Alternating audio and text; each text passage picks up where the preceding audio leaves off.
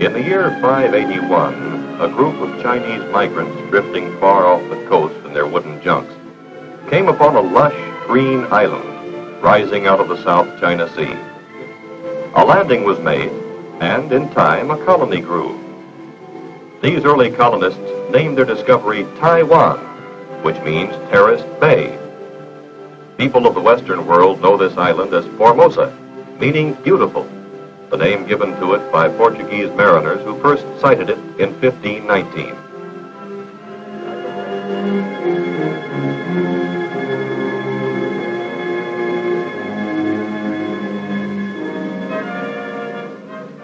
Lying like an emerald leaf in the vast eastern Pacific basin, Formosa, with its more than 10 million people, is about the size of our state of Maryland. The island has but two real seasons, a short rainy winter and a long humid summer cooled by seasonal winds, some of which reach typhoon intensity. Formosa has known many masters over the centuries. In 1634, the Dutch made a brief attempt at colonization, and in the city now known as Tainan, built this rugged stone fortress called Zealandia.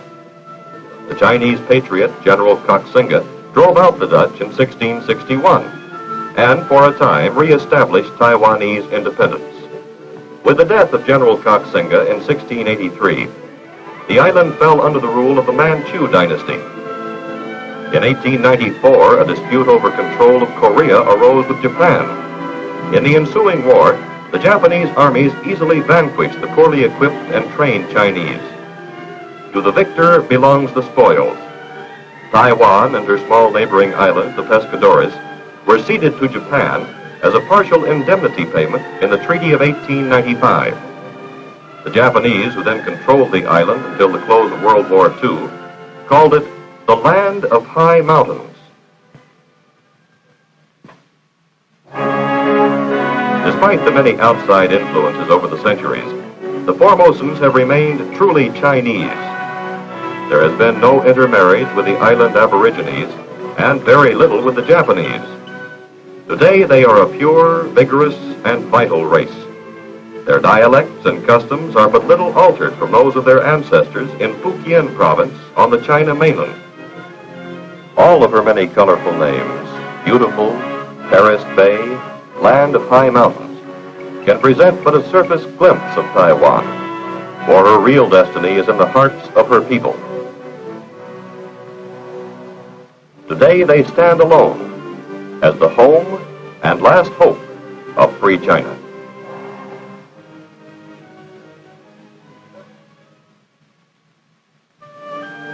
The backbone and lifeblood of Formosa is agriculture. Nowhere else in Asia is the farmer more happy and prosperous, for now a government-sponsored system of land reform has made it possible for the tenant farmers to buy their farms. The landowners receive 70% of the value of the land in cash, the remainder in the form of stocks in government-owned industries. Thus today, the Taiwan farmer's proudest boast is always this: for the first time in his life, he owns the soil on which he works. Nearly every farmer has his patient, slow-moving water buffalo to help him turn the earth. Waterfowl are always plentiful, for duck, prepared in any of 100 different ways, is a delicacy on any Chinese menu. With American advice and technical assistance, Formosa is rapidly becoming an agricultural show window for all of Southeast Asia. Her land areas are limited, and to keep pace with the ever-growing population, farming methods must constantly be improved to give a higher crop yield. The average farm family of 7 working adults and numerous small children subsists unbelievably on 3 acres of ground. Nowhere else on earth is the land so intensively cultivated. Not a single square foot of tillable soil is wasted. Rice, of course, is the staple food of the people and the nation's #1 crop. The island's subtropical climate is so ideal for its growth that in many areas 2 crops a year can be harvested with an annual total of more than 2 million tons. Taiwan is unique among Asian countries in that she grows more rice than she needs. 200,000 tons a year are exported to Japan and Southeast Asia. Rice needs, besides plenty of water, much back-breaking hand cultivation. There is a folk song popular among Asian people, the refrain of which goes, "Planting rice is never fun. Bend your back till setting sun."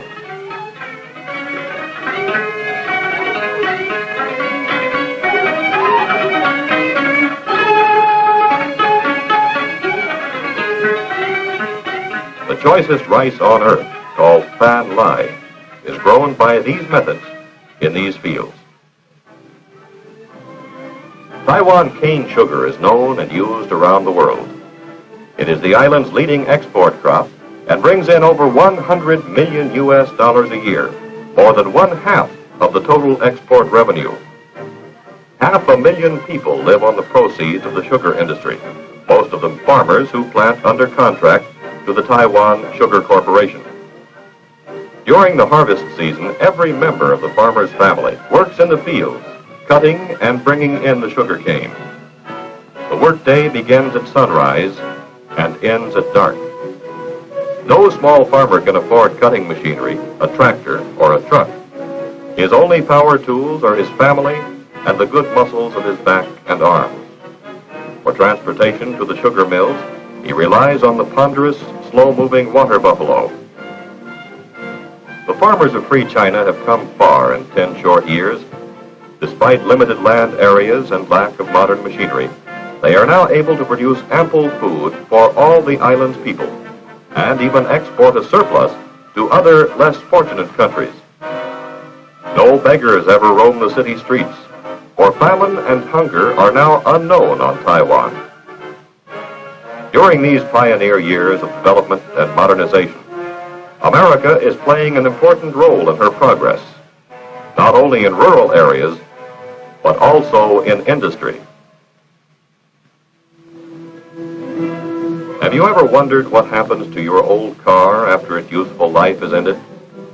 The answer might well be here at the Tong Ing Iron Works in the city of Kaohsiung in southern Taiwan. Here, scrap metal purchased from the United States is resmelted into the hundreds of steel items needed by a young and growing nation. Nails, wire, construction steel. Even the frame of the student's bicycle might have once been part of the frame of your 1940 Chevrolet. The fires in the Tong Ing furnaces never die. In the last decade, melted scrap metal has enriched the Formosan economy with more than 100,000 tons of quality steel per year. Never in history has there been a shortage of labor in the Orient. For hundreds of years, the Chinese have devised ingenious methods of replacing heavy machinery with mass human muscle. Now, more than ever, is this true on Formosa, as a flood tide of thousands of refugees from the mainland pours over the island in the hopes of finding work in one of the new industries. And work is found for all who come. In 10 years, more than 6,600 new factories of all kinds have been built, and all are expanding and prospering.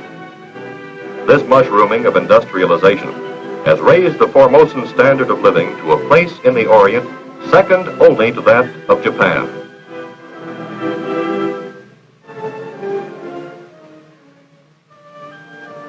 Petroleum was discovered in Taiwan long before the first oil strike in Pennsylvania. Yet, for over 100 years, this priceless resource lay dormant and untapped. Even as late as 1947, only one small crude oil distillation plant was in operation. Today, the Chinese Petroleum Company operates 3 large distillation units, as well as the thermal cracking unit for the production of high-octane gasoline. Other units recover and refine the byproducts of petroleum once wasted. These include coal tar, asphalt, kerosene, mineral oil, and chemical dyes. Oil, traditionally used in past centuries to keep the flickering lamps burning, now turns the wheels of industry and powers the jet planes of free China.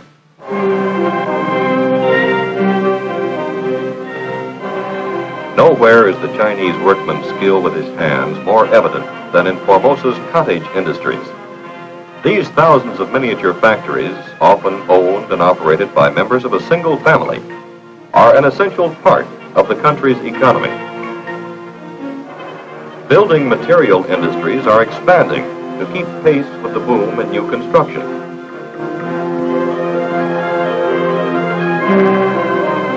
Brick factories dot the countryside, especially in the southern and central areas of the island.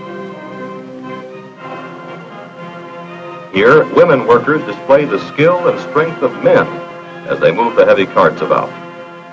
Wet bricks are first sun-dried on outdoor racks, then heat-cured in huge kilns.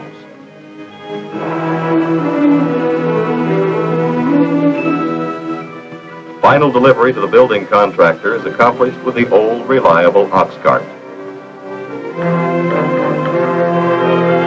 Charcoal factories are a small but important industry in cities and villages where wood and twigs for the kitchen fires are scarce. Bamboo trays full of cornstarch are set out to dry each morning. By evening, the sun and wind have evaporated the thick liquid to a powder to be packaged and made into puddings and confections around the world. Unmarried girls, when working out of doors, cover themselves from head to foot in sun-protecting clothing. Only their smiling eyes show from beneath the woven bamboo coolie hats perched upon their closely wrapped heads. Homemade egg noodles drying on bamboo racks by the roadside may not tempt the appetite in this form, but when simmered together with freshly cut cabbage and a savory chicken broth, it's an outdoor cafeteria-style banquet for the children of Taiwan.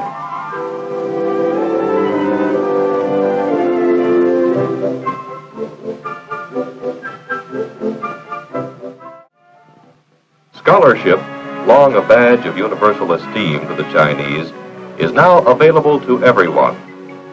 Gone forever are the feudal times when only the children of the rich could afford to be educated. Today, with free tuition, modernized teaching methods, and such added incentives as field trips and audio-visual aids, more than 95% of Taiwan's younger generation attend schools. Boys and girls in school uniforms love to visit historical landmarks, such as the museum, which houses relics of General Koxinga's reign. But, even as in America, the increase in students has raced far ahead of school building construction. In fulfilling the eager search for knowledge, classrooms operate on a 3-shift-a-day basis. Schools open at 7 o'clock in the morning and close at 8 in the evening. As a result, not only basic literacy, but higher education as well is becoming a way of life to the Taiwanese. Even remote farm families have children away at a college or university.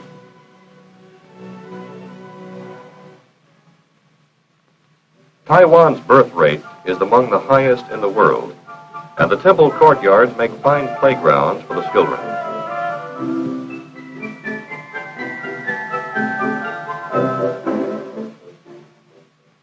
Overhead, the frowns and savage grimaces of legendary Chinese fairies and dragons frighten away the evil spirits.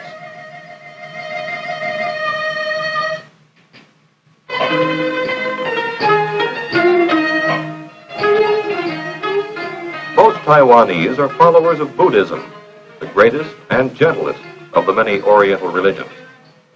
Like numerous other forms of worship, Buddhism teaches that mankind's fate in the hereafter is influenced by his conduct while on earth. The veneration of idols, burning of incense, and the offering of sacrifices is a part of the daily life of every Taiwan Buddhist family. Replicas of the kitchen god and various other good luck charms are found in every native home. Christianity, however, is known and respected throughout the island, and missionary work is expanding. Mission schools and seminaries are teaching classes of native ministers to take over the work of bringing Christianity to their fellow men. Sunday morning services at the village church are well attended, for here on Taiwan, the people's right to worship the religion of their choice is one of the basic freedoms. A program of self-government, adopted from Dr. Sun Yat-sen's book, Principles of Democracy, was instituted on Taiwan in 1950. Local magistrates, councilmen, and assemblymen are elected every 2 years. Here, in this impressive building in Taipei, are headquartered both the provincial government of Taiwan and the central government of the Republic of China. Taipei, the capital and largest city of Taiwan, was founded by the Manchus, who, in approved Chinese fashion of the times, promptly built a wall around it. During Japan's 50 years of rule, however, the wall was largely destroyed, and only the south gate now stands as a memento of days long past. At the center of town, broad, tree-shaded avenues with multiple traffic lanes reflect Western influence, in stark contrast to the narrow, winding, cobblestone streets of ancient China.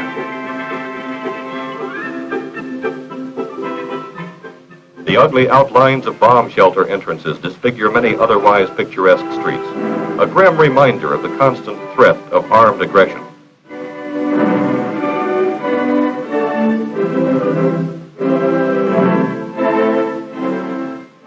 Motion pictures from the United States, Japan, and Hong Kong are shown throughout the island in more than 500 theaters. On the site of an abandoned Shinto shrine in Taipei stands the Grand Hotel, built by the Taiwan provincial government. Brilliantly lacquered columns and many tiered pagoda-style roofs, reminiscent of Peking's Forbidden City, surround the Golden Dragon Wing. Here, the visiting dignitary or diplomat may enjoy all the comforts of home, wherever his home might be, including a gourmet's choice of fine Oriental and Western foods. Kipling once wrote, "Never the twain shall meet." But here on Taiwan, the traditions and customs of West and East blend into a harmonious and tranquil way of life.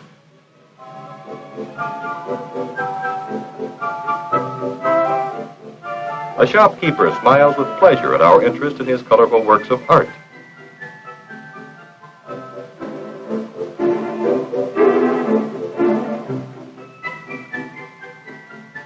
An open-air restaurant.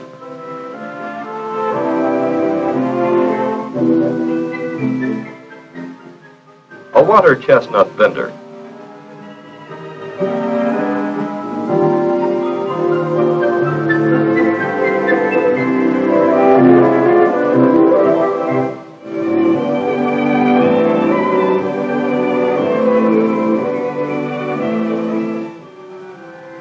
All lend the atmosphere and enchantment of ancient China.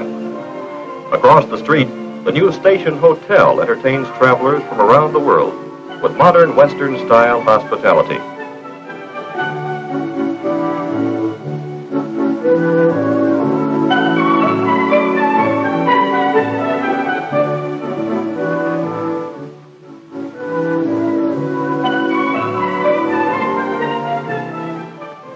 On a teeming side street, a candy man shapes a sweetened almond paste into picturesque little birds and animals.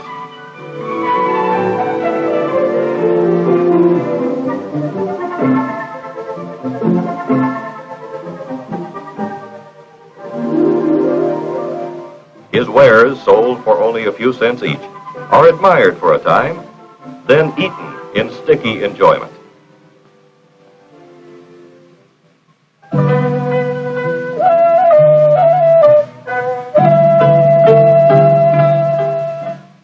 Plaintive sounds of drum and flute clear the thronging streets. Led by a juggler, musicians, and many scrolls of tribute and elaborate flower pieces, a funeral procession passes by.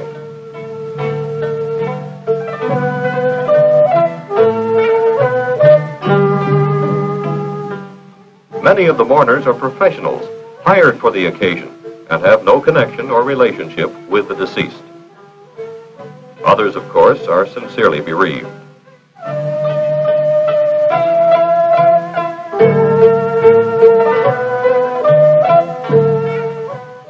With features hidden by a sackcloth covering, the chief mourners hold on to a length of muslin to avoid going astray, for the procession must wind through many miles of city streets and country roads on the way to the gravesite.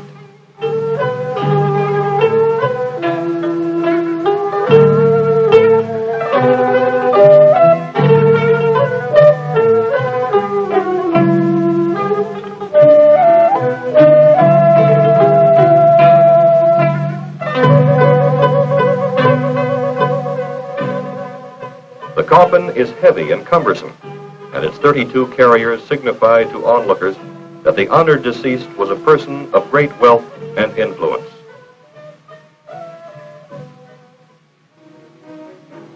Public transportation is plentiful and cheap on Taiwan. A network of highways, railroads, and civil airlines offers fast and reliable service to all parts of the island. The Taiwan Provincial Railway operates 675 trains, carrying a daily total of some 300,000 passengers and 50,000 tons of freight. To handle the constantly increasing flow of traffic, the provincial government is rebuilding roadbeds, highways, and bridges, and improving equipment and station facilities. Demand for bus travel has increased tenfold in the last decade, as construction of new roads brings national parks and recreation areas within easy reach of a travel-hungry public.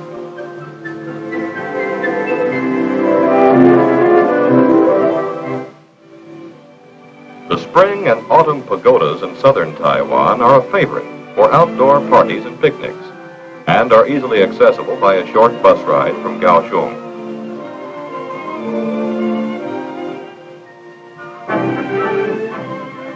During the last 2 years, the 120-mile east-west highway has been completed, joining the China Sea to the Pacific Ocean. This sky-high roadway crosses the towering 10,000-foot passes of the Central Mountain Range and winds its snaky trail through Taroko Gorge, comparable in scenic splendor to California's Yosemite.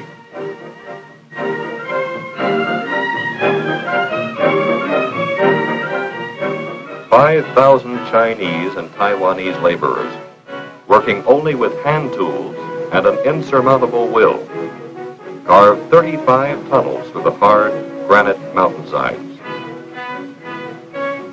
5 modern bridges span the cavernous valleys and ravines.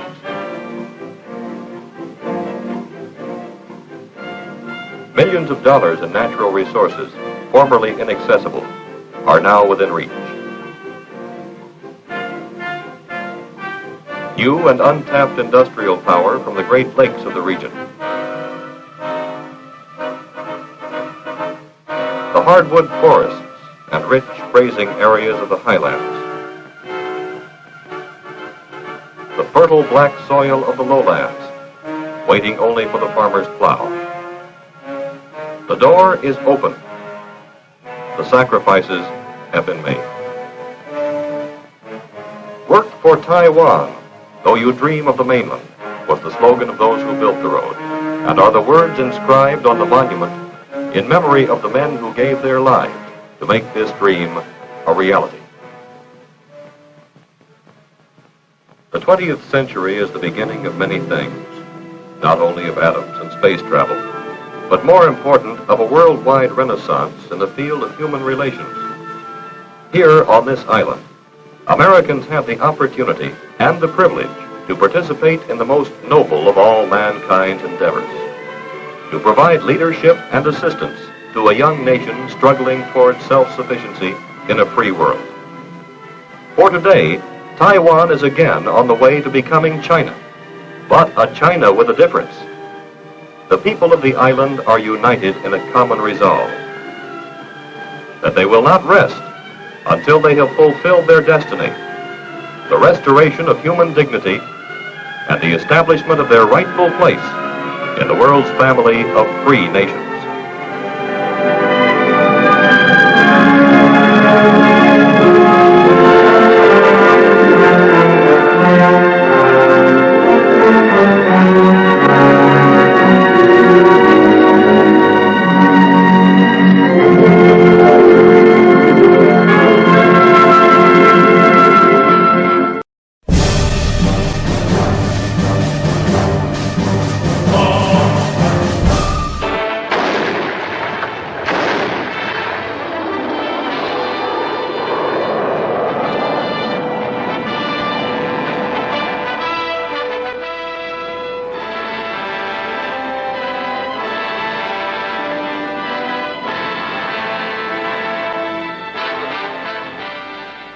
Taiwan, 1965.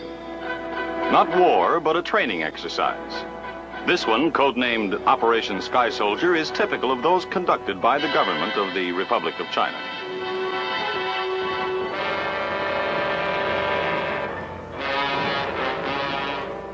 American observers are members of the Military Assistance Advisory Group, often referred to as MAG.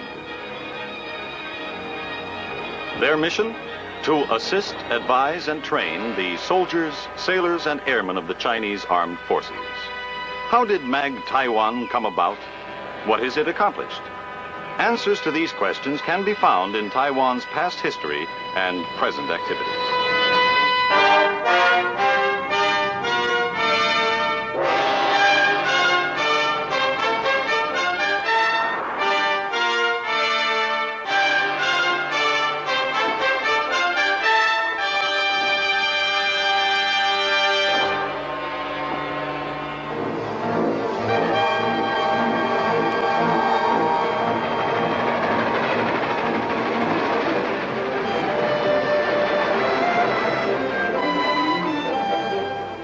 Ilha Formosa, or Beautiful Island, it was called by early Portuguese navigators.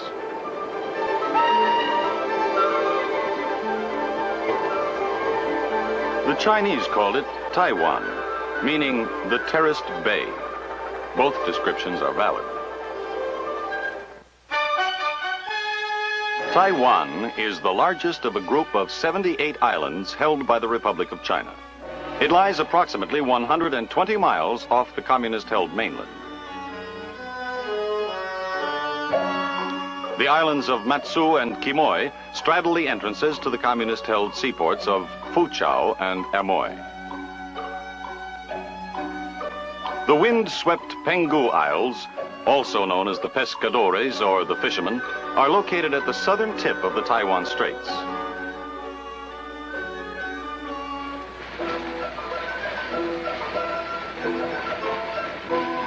Taiwan is an island of considerable variety. Its eastern half is dominated by a chain of rugged mountains, a number of peaks being in excess of 12,000 feet.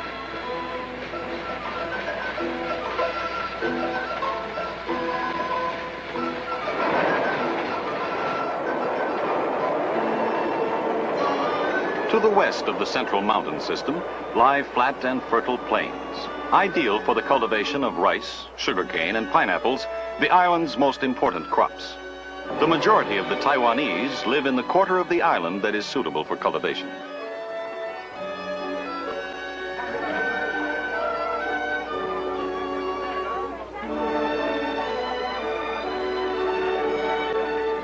Taipei, the island's capital and the seat of the government of the Republic of China, is a modern city, bustling with movement and signs of 20th century prosperity.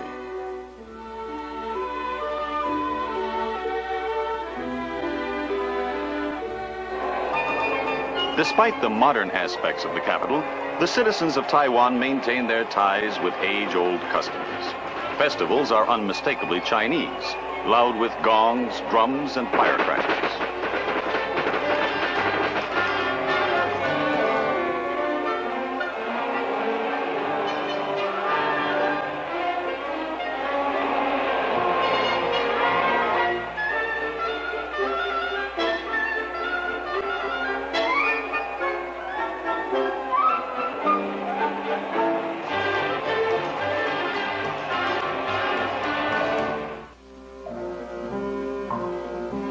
Only a few minutes from Taipei, in the many rural villages, one is face to face with timeless traditions.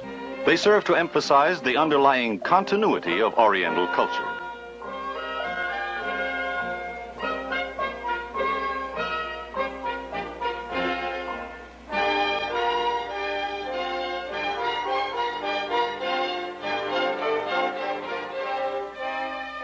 Taiwan's early history is a series of wars, rebellions, and invasions.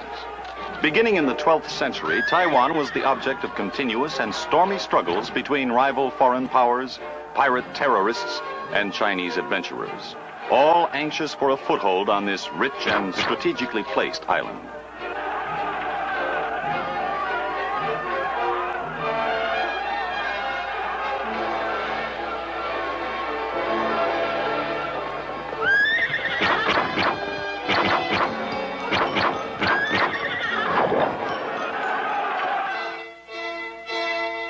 It was not until the 17th century and the arrival of Koxinga, an almost legendary figure, that Taiwan began to acquire a measure of stability.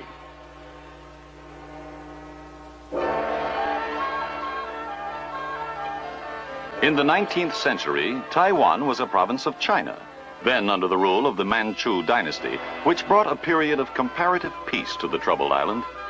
This peace, however, was to be short-lived.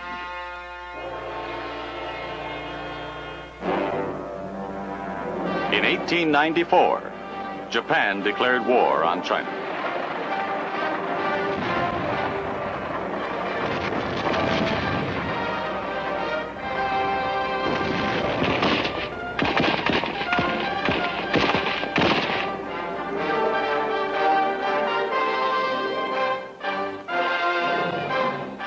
At the conclusion of the ill-fated Sino-Japanese War, Taiwan was officially ceded to Japan, in whose hands it would remain for the ensuing 50 years.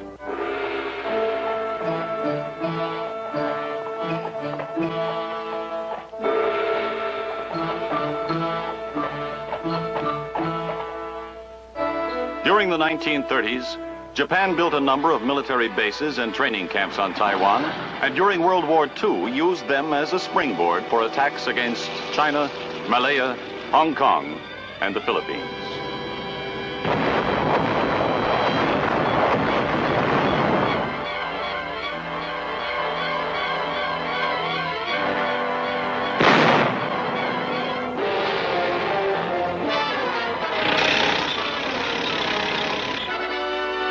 At the end of hostilities in 1945, Taiwan once again became part of Chinese territory under terms of the Cairo Conference of 1943.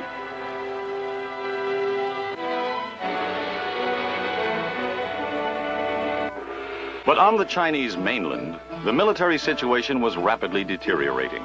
City by city, province by province, nationalist government forces were being pushed back by the more powerful communist insurgents.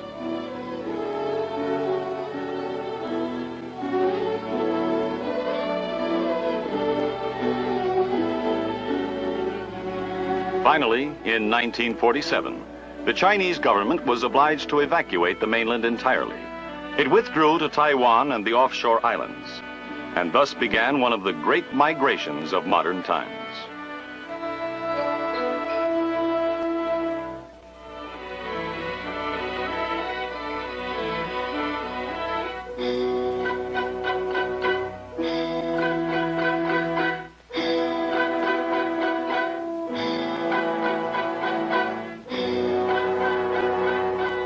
Overnight, Taiwan's population was swollen by 2 million mainland refugees, soldiers, government officials, and civilians, most arriving only with what they could carry.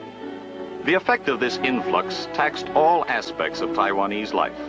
The shortage of food, runaway inflation, and the need to sustain a large military establishment were major problems that had to be resolved.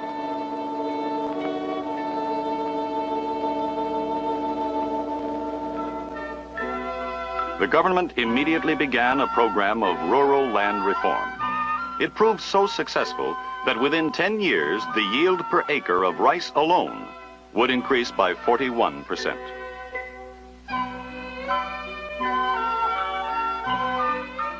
Most farmers were able for the first time to own their own land.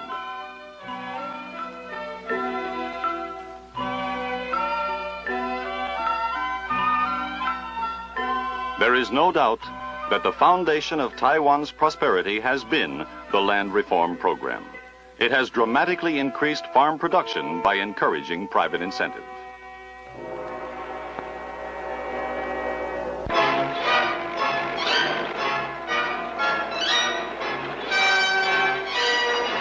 Direct and massive U.S. economic aid was also to play a crucial role in stimulating the Taiwanese economy.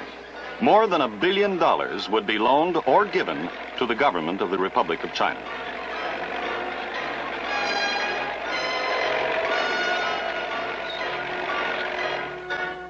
Today, Taiwan's prosperity is second only to Japan's among the countries of Asia.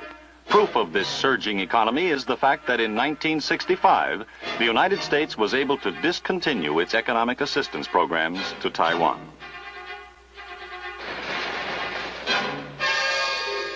The government's own four-year economic plans and the efforts of private businessmen were equally important in rebuilding Taiwan's economy.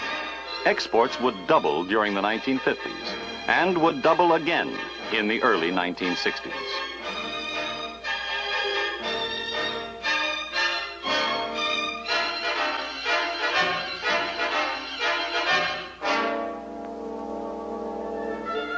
Within a relatively short span of time, the government of the Republic of China was able to resolve many of the major problems set in motion by the sudden arrival of refugees in 1947. Eventually, the government would be in a position to eliminate the ancient specters of unemployment and disease. Improvement in health standards would bring about a decreasing mortality rate.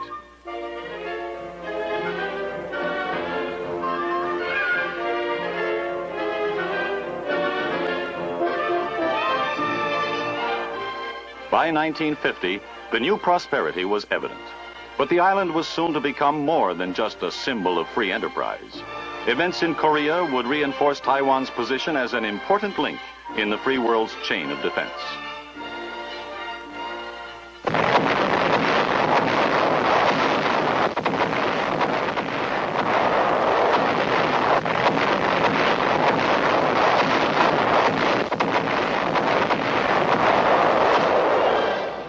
In 1950, the Korean War made it apparent that the security of Taiwan and the offshore islands was vital to the security of Asia.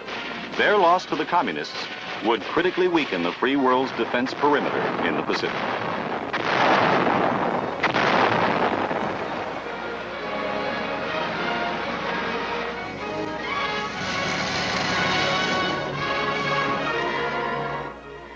It was therefore essential that the free Chinese people be assisted in their efforts to remain free.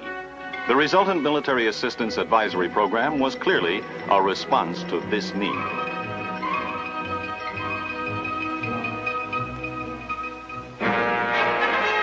The first MAG mission began operations on Taiwan in 1951.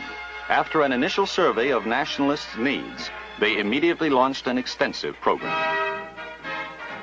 American officers and enlisted men began working directly with men of the Chinese armed forces at higher headquarters. Extensive training programs were initiated in tactics and operational techniques. Advice on management and staff procedures were intensified at all echelons. During this period, hundreds of Chinese military personnel were sent to the United States for specialized training. Mobile training teams introduced the new equipment, which had begun to flow in at an ever-increasing rate.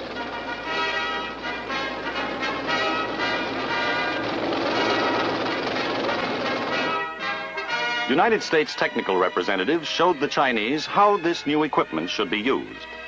In all, nearly $2 billion worth of military supplies would be made available to the Chinese armed forces.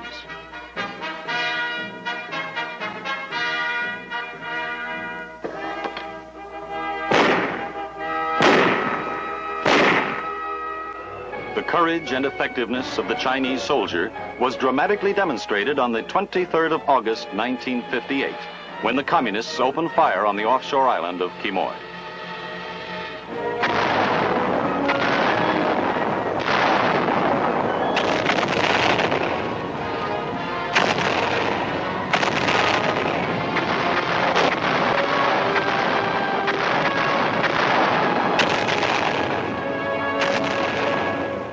The barrage lasted 44 days, during which time hundreds of thousands of artillery and mortar shells hit the island, causing widespread destruction.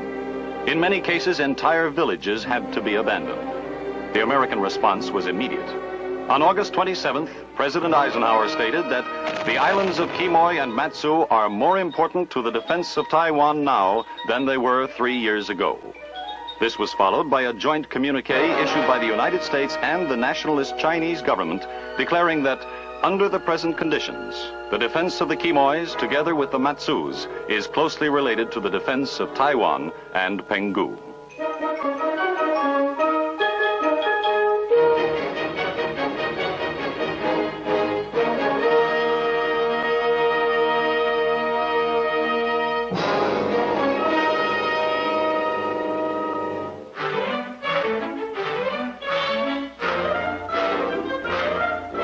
The consequence of the Quemoy incident was a rapid acceleration of the MAG program.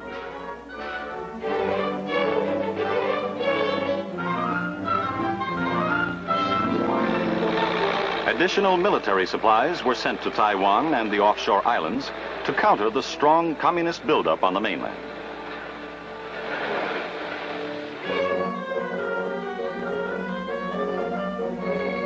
Pilot and ground training was stepped up to meet the new emergency. The Chinese Air Force became the recipient of the latest in jet fighters.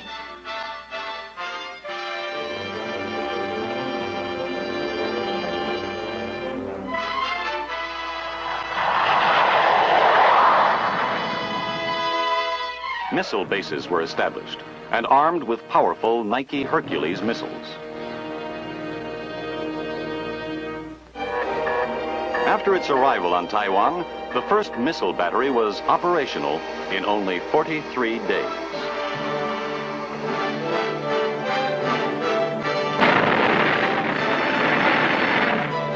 The Chinese Navy was strengthened by the acquisition of new vessels and the activation of training installations, depots, and shipyards.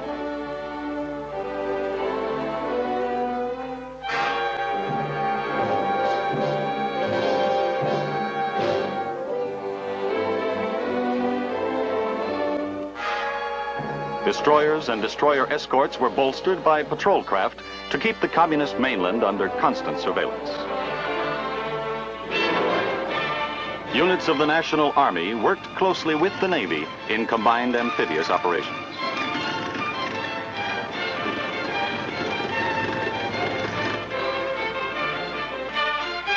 Special emphasis was placed by MAG on the training of frogmen. This exercise demonstrates a night raid designed to probe for information along the communist coast.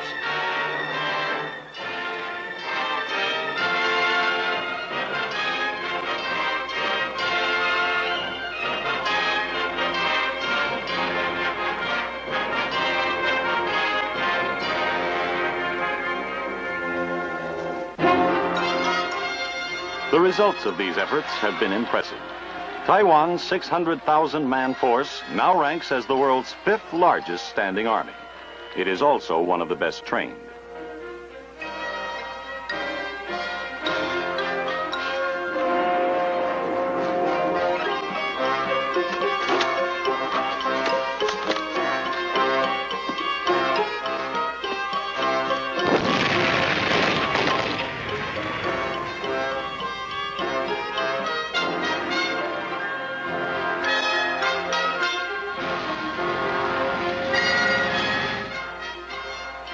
United States advisors assigned to MAG continue to work closely with their Chinese counterparts. Their work encompasses all facets of military activities. These men at an infantry school face a series of obstacles designed by United States advisors. They are similar to those that are used in American installations.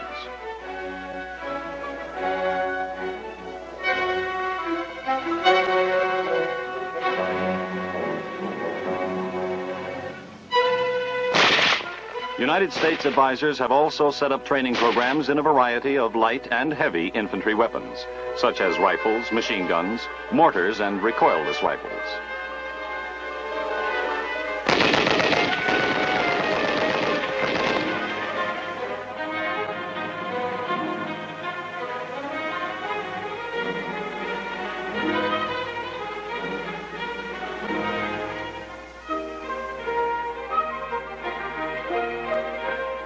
At the artillery school outside Tainan, United States advisors conduct courses in basic artillery procedures.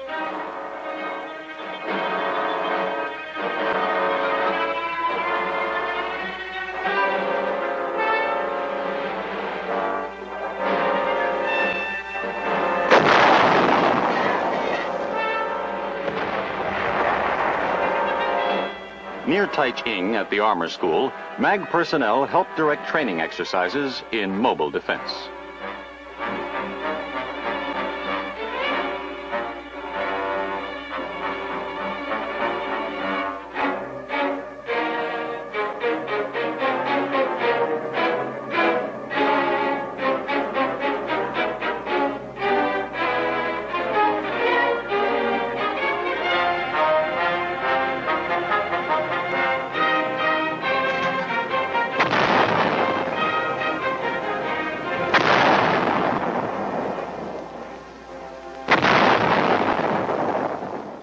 Chinese soldiers working with United States Ordnance Advisors have created a large automotive base depot near Taipei.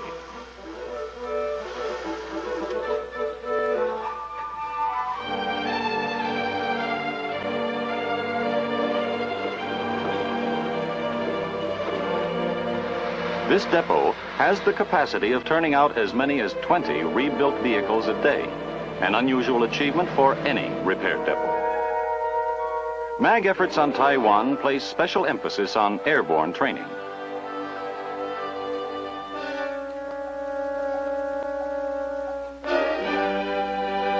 At the Chinese Airborne Training School near Pingtung, a United States airborne advisor supervises correct landing techniques.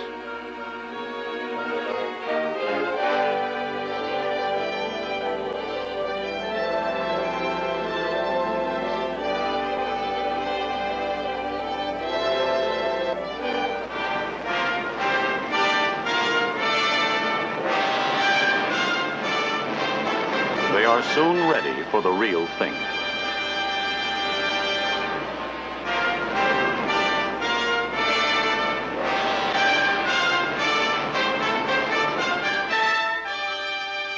Out of such exercises grows a natural respect between United States and Chinese military personnel.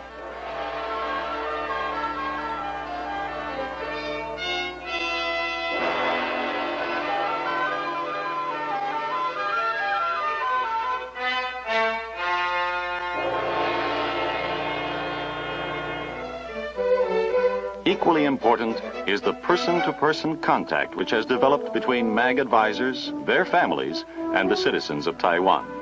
It has accounted for many lasting friendships. These American wives who conduct English classes in Taipei are adding to the total success of this person-to-person contact. MAG personnel have reason to be proud of their accomplishments. What they have achieved can be shown most graphically by a visit to Quemoy, where shelling still continues, but with propaganda leaflet rounds and only on odd-numbered days. Quemoy, just 12 miles square, is a complex network of underground corridors and fortifications blasted out of solid rock.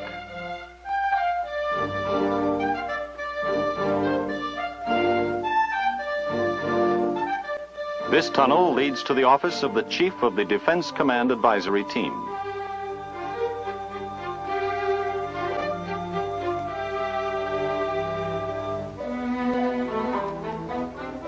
Much of their effort is devoted to a careful study of the many training programs now in operation.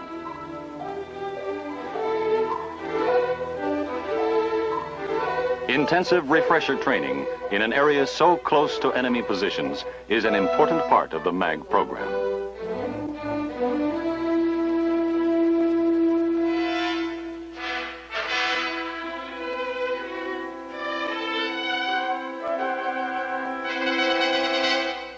On Quemoy, MAG personnel and their Chinese counterparts live in caves or tunnels in close proximity to their duty stations.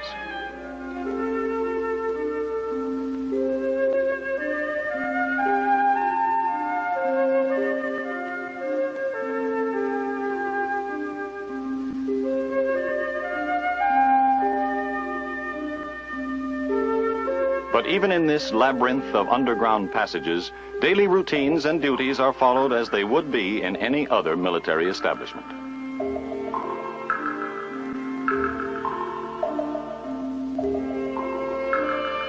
The Chinese nationalist soldiers stationed on Quemoy are well trained and well equipped, and their morale is excellent. They accept their responsibilities with the knowledge that they are contributing to the defense of their country.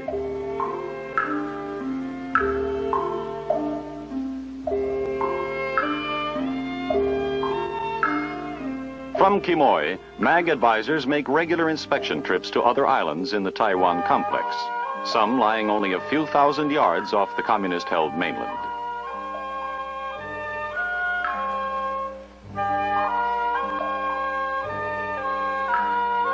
On Ta Tan, frequent propaganda broadcasts are beamed to the Chinese across the straits.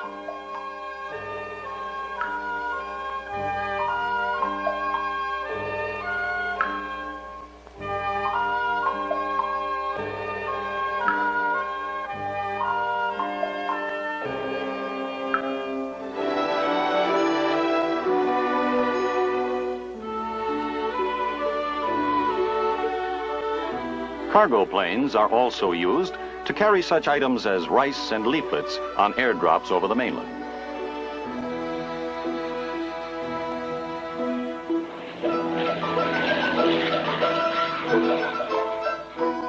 Observers on Air Tan keep the communist coastline under 24-hour observation. Maps and mock-ups of the Amoy area aid in the location of communist emplacements and other strategic installations. These maps are constantly being updated.